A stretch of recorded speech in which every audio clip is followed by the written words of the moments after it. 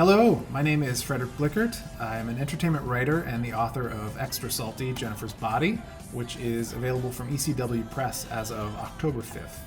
I'm very excited to be watching some of my favorite scenes from Jennifer's Body with you today. Written by Diablo Cody, directed by Karan Kusama, and starring Megan Fox and Amanda Seyfried. Jennifer's Body kind of bombed when it came out in 2009, sadly. It was mismarketed, it was misunderstood, and it was generally kind of a victim of just a lot of ugly things that were happening in Hollywood and the broader culture at the time. But now, thankfully, it has been embraced as a cult classic, a classic of both horror and comedy cinema in recent years. And it's not hard to see why. And I think it's worth saying loudly and often that Jennifer's Body is a queer film, an unabashedly queer film, and a lot of people kind of missed that when it came out, and we really do get that. We get that sense right off the bat in this scene where we're kind of learning about these characters for the first time, where Needy is here in the bleachers watching her best friend slash lover doing her flag team routine. Her boyfriend Chip is there as well. We saw him for just the briefest moment playing the drums, but she's clearly there watching Jennifer, and we get this moment with this other kid saying, "You two are totally lesbi-gay." Totally lesbi-gay. What? She's my best friend. That cues us into this fact, and we get the musical lyrics as the music plays over this scene. With the lyrics, "You are the girl that I've been dreaming of ever since I was a little girl." This film is absolutely queer. I think Jennifer's Body has these kind of layers that you don't necessarily expect from the way it was marketed. Especially, it would have been really easy for this film to portray Jennifer as just this kind of two-dimensional mean girl or popular slash hot girl. Which it it does on some level, but it also gives us like in this moment we see her kind of explaining to Needy how as young women they hold all the power, but then we get this kind of moment of vulnerability with her meeting Nikolai, the front man of this band, where she is kind of, we're reminded that this is a kid, these are teenagers, and she's just got this kind of schoolgirl crush on this popular musician, or soon to be popular musician. We see her flirting with him sort of awkwardly. It's kind of charming and adorable. She kind of can see that it has gone a little bit awkwardly, but she's kind of pushing ahead. This is such a humanizing moment for Jennifer before everything really goes horribly for her because of this man who takes advantage of that part of her character. Okay, here we have the infamous kiss, the scene that has been misunderstood and misrepresented. If you've been watching Jennifer's Body up to this point and you've managed to convince yourself that this isn't a queer film, this is kind of the moment where you there's no denying it once you get past this scene. We get to really see explicitly the depths of the relationship between Needy and Jennifer, and that this isn't just some one-time thing. We're reminded by Jennifer that these two sleep together when they have a sleepover. They sleep in the same bed. They have a history of playing boyfriend and girlfriend. But we always share your bed when we have slumber parties. This has always been a friendship that had some kind of romantic layers to it.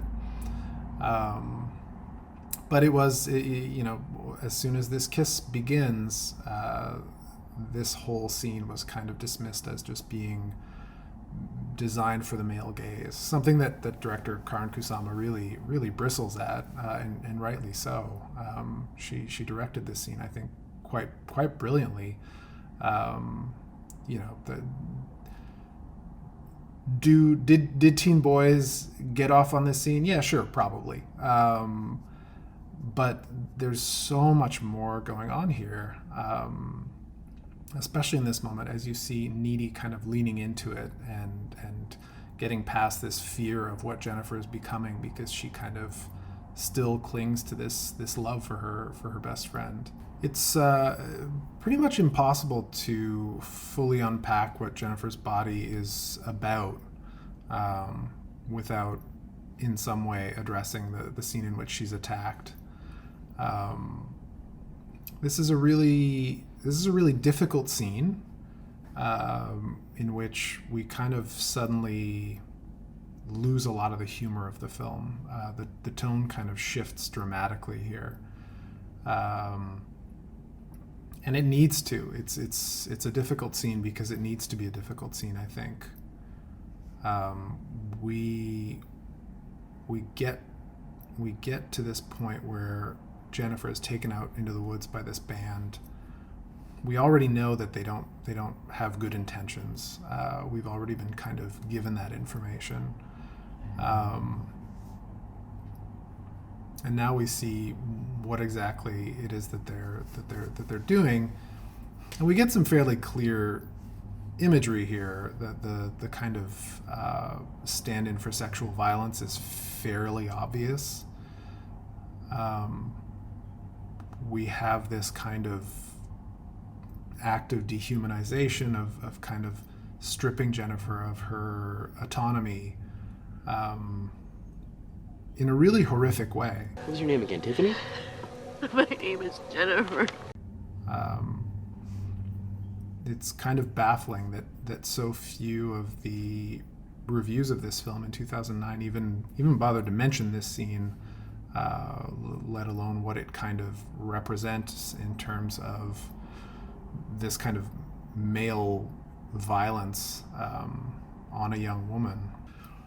There's a degree to which you can't help but root for Jennifer in this film, even when she's doing literally monstrous things, killing people who are, in some cases, completely innocent. In this scene, in this confrontation with Needy, we get to sympathize with her on a whole other level, I think.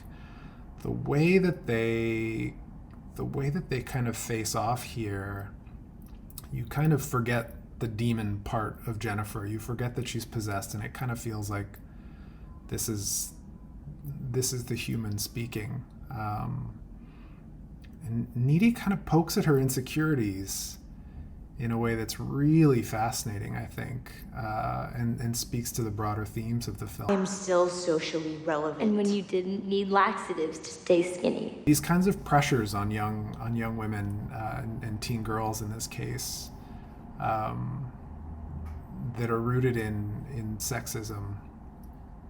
That's like a lot of what this film is about, is the way in which Jennifer has been totally kind of screwed over by attitudes towards her as this pretty teen girl. This final confrontation between Needy and Jennifer really includes a lot of what makes Jennifer's Body such a great film. It's funny, it's scary, it's a little bit heartbreaking, and it really focuses in on this core relationship between these two girls. We get this moment where using the box cutter, Needy using the box cutter gets this response from Jennifer asking if she buys all of her murder weapons at Home Depot and calls her Butch, which to me feels like a fun play on the notion of the horror film's final girl, who's traditionally talked about as taking on kind of male characteristics so that she can kill the monster. And I think it's just terrific that that one line kind of manages to acknowledge the inherent queerness in that very concept, and then brings us back to the queerness of Jennifer's Body more generally.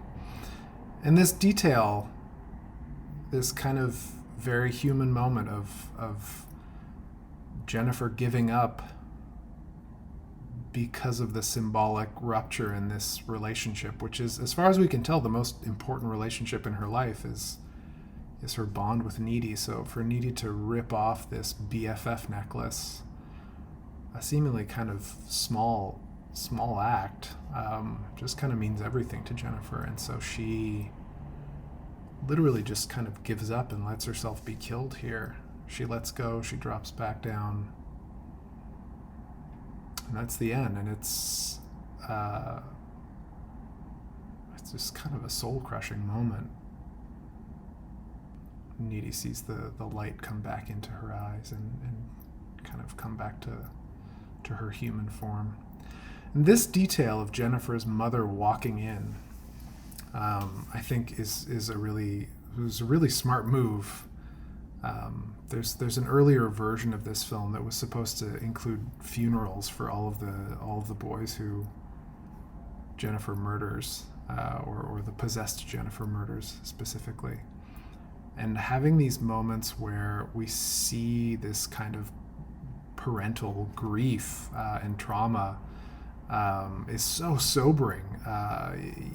Oftentimes horror films don't include that. They don't give us these moments of seeing the full lives of these teenagers. We just see the teenagers, but here we get this moment that acknowledges that, yeah, Jennifer was a kid whose mother, walks in completely unaware of any of what's been going on, and all she sees is her dead child, which is a really powerful image to kind of wrap up the film with this kind of moment that kind of pulls us out of just the purely teenage experience of the film. This has been fun. I hope you enjoyed these clips of Jennifer's Body as much as I did.